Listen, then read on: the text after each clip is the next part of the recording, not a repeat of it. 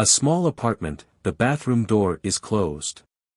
Water has been running non-stop for days, spilling onto the floor, seeping down to the lower floor. The neighbors begin to worry. The homeowner knocks on the door but no one answers. When the door is opened, inside is a terrifying sight, a woman lying motionless in the bathroom. She has been dead for a long time. There are no wounds, no signs of struggle. Everything seems too perfect, or too unusual.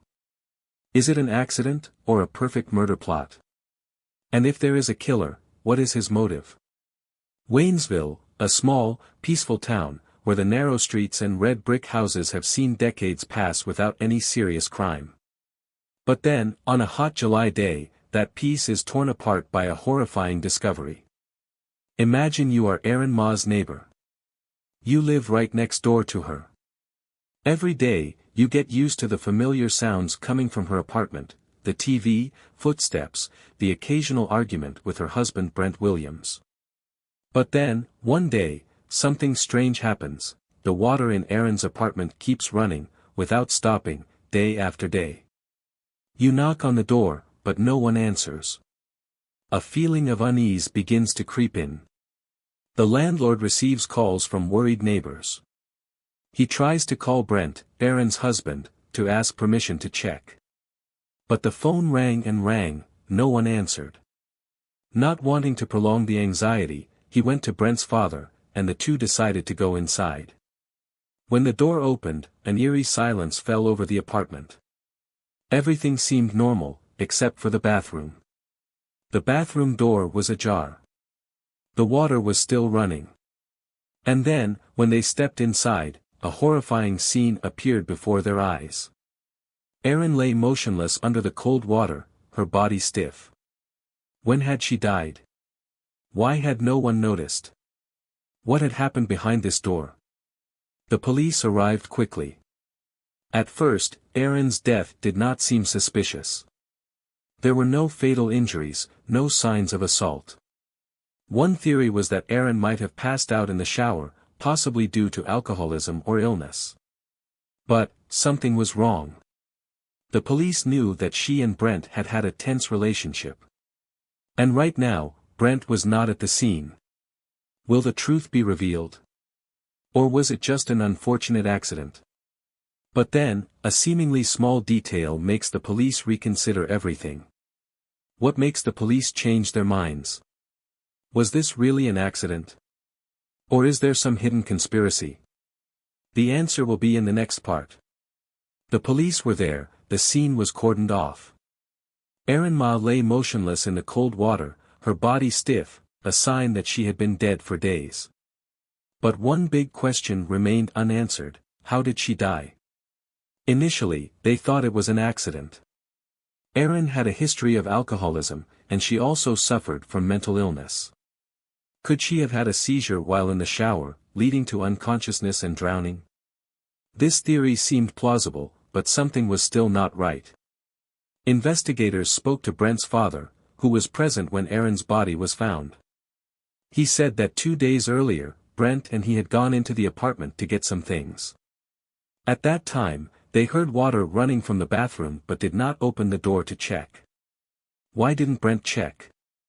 If you knew your wife had been in the bathroom for days, wouldn't you be worried? Or did Brent know something that the police didn't? Shortly after, the police came to Brent to take his statement. He was strangely calm. When asked when he last spoke to Erin, Brent replied that he had texted her on July 5, but she had not responded. An important detail was revealed: July 5 was also the day Erin's phone stopped working. Was that the time she was killed? The officers asked to check Brent's phone to verify the messages. But Brent immediately became hesitant. He refused to hand over his phone to the police. Why didn't Brent want to hand over his phone? What was he hiding? At this point, another truth began to emerge. As the police dug deeper into Brent and Erin's marriage, they discovered that it was not a happy one. Erin had been abused by Brent. She had called the police several times because of arguments and fights. In a previous call to the police, Aaron said something that made everyone shudder. Backhand index pointing right, I don't want to be beaten anymore. The police began to come up with another theory: this was not an accident. This could be murder. But they still needed more evidence to confirm this. And then, the most important evidence appeared. What did the police discover? Was Brent really involved in Aaron's death? And if this was a murder, what was the killer's motive? Let's find out in the next part. Suspicions were mounting. Brent Williams, Aaron's husband, not only acted strangely, but also refused to cooperate with the police. He didn't want to give up his phone, didn't want to answer too many questions, and his family was unusually protective of him. But then, the police received news that could change the entire investigation. A new witness appeared. It was a woman named Tiffany, who had met Brent just a few days after Aaron's death. Did this surprise you? A man had just lost his wife, but instead of being sad, he quickly found someone new. And what Tiffany revealed made the police unable to believe their ears. Backhand index pointing right, he wasn't sad at all. He even said he was ready to start a new life. But the scariest thing was still ahead. When Tiffany asks Brent about Aaron's death, his response is chillingly cold. Backhand index pointing right, I don't care. I was done with her before she died. Not only is he not grieving, he seems relaxed and relieved. But that's not all. Tiffany says Brent is waiting for an insurance payout, a $25,000 life insurance policy he took out just 5 weeks before Aaron died. Do you think this is just a coincidence? The police don't. This is the motive they're looking for. And it means Aaron's death wasn't an accident, it was a premeditated murder. But to close the case, they need the most important thing: direct evidence against Brent. Will they find it? Can Brent get away with it? And what really happened in the bathroom that day? Don't leave, the next part will reveal the truth. With the autopsy results, the police had indisputable evidence: Aaron did not die in an accident, but was strangled to death. There was no doubt about it, it was a murder. And Brent Williams was the prime suspect. But the police still needed more evidence to charge him. And they knew where to look: Brent's phone. When the police returned to ask Brent to hand over his phone, his family immediately reacted violently. Brent's father was furious, screaming that the police were trying to frame his son. But why was he so afraid? If Brent was innocent, why didn't he show his phone to prove it? After many delays, the police finally got a warrant to seize Brent's device. But when they checked, they found nothing suspicious. No threatening messages, no signs of him discussing a plan to kill his wife. Does this mean Brent is innocent? Not at all. The police still had one trump card: Aaron's phone. They checked the data on her device and found a crucial detail: Brent's last text message was on July 5th. But then Aaron's phone stopped working. This matched the autopsy results: Aaron had died that night. Brent Williams was the last person to contact Aaron. What's more, when the police checked the call logs, they found that Brent had not called Aaron at all during the days she had been missing. Think about it: if you couldn't reach your wife for days, would you worry? Would you call to check on her? Brent didn't. Because he knew exactly where Aaron was. At this point, the case was clear. But the police need one last move: they need to arrest Brent immediately, before he has a chance to escape. Will Brent succumb, or will he try to escape? The answer will be revealed in the final part. The police had enough evidence. Brent Williams could not escape. They set out to arrest him immediately. But the question was, would Brent accept his fate meekly, or would he try to escape? On a quiet morning in Waynesville, the police knocked on Brent's door.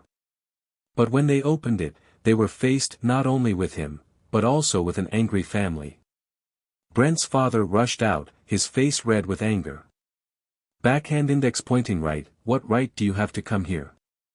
Backhand index pointing right: my son did nothing. You're trying to frame him. No one in the family believed that Brent could be a murderer. But the police had no time to argue. Backhand index pointing right, Brent Williams, you're under arrest for first-degree murder. Brent was shocked, but he didn't fight back. Maybe he knew it was over. But before the police took him away, his mother screamed. Backhand index pointing right, he's innocent. He didn't do anything. But the police had evidence. And more importantly, they had the truth. Brent was put into the police car. As he sat there, his face was no longer as confident as before. He bowed his head, not saying a word. The question was, would he plead guilty, or would he continue to deny it? The trial was about to begin. And when everything came to light, the truth was more terrifying than anyone could have imagined. How did he kill Aaron? And more importantly, why? The final part would reveal everything. After months of investigation, the trial of Brent Williams finally took place. A small, peaceful town that had not seen a murder for 60 years now witnessed a shocking case. Aaron Mott died tragically. But will justice be served? The trial begins. The courtroom was packed. Aaron's neighbors and friends, who had witnessed her violent marriage, were all present. They came not only to watch the trial, but also to demand justice for the unfortunate woman. Brent Williams entered the courtroom with a tense expression, but he still tried to appear calm. Standing on the defendant's stand, he looked around, but no one looked at him with sympathy. The prosecutor stood up and made his opening statement. Backhand index pointing right, this was not an accident. This was a premeditated murder. The whole courtroom fell silent. No one took their eyes off the man in the dock. The evidence against Brent. The prosecutor began to present each piece of evidence. Heavy checkmark autopsy results, Aaron did not die from drowning or an accident. She was strangled, there were bruises on her neck and blood in her mouth. Heavy checkmark life insurance, Brent had taken out a $25,000 life insurance policy just 5 weeks before his wife died, a motive that was obvious. Heavy checkmark suspicious behavior, when his wife was missing for several days, he did not call the police, did not look for her, did not even call to ask about her. The prosecutor concluded. Backhand index pointing right, he knew exactly where Aaron was. He did not look for her because he knew she was dead. The words echoed like a hammer blow to the courtroom. Brent's face was white. He knew he was in a bad situation. The witness appeared. But the evidence was still not enough. The prosecutor called Tiffany, the woman Brent had met just days after Aaron died. Tiffany took the stand, her voice trembling but determined. Backhand index pointing right, Brent wasn't grieving. He told me he was ready to move on.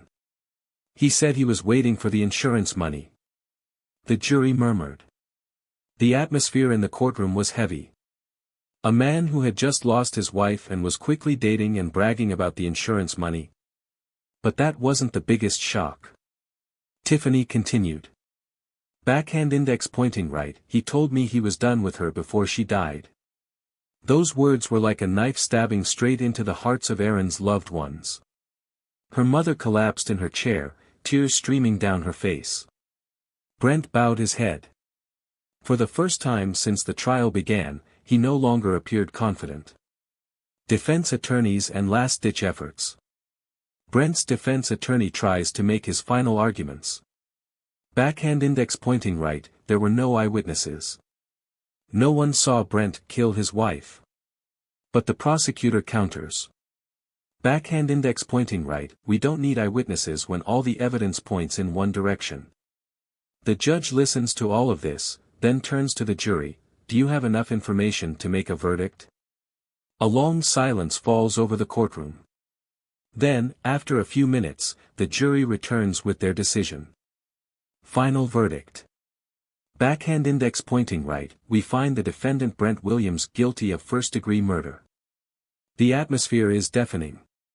Some people are crying. Aaron's mother covers her face, her hands shaking. She has waited too long for this day. Brent Williams, who took his wife's life out of greed, is sentenced to 15 years to life in prison. He stood there, speechless. A man who thought he could hide his crime, now has to pay the price.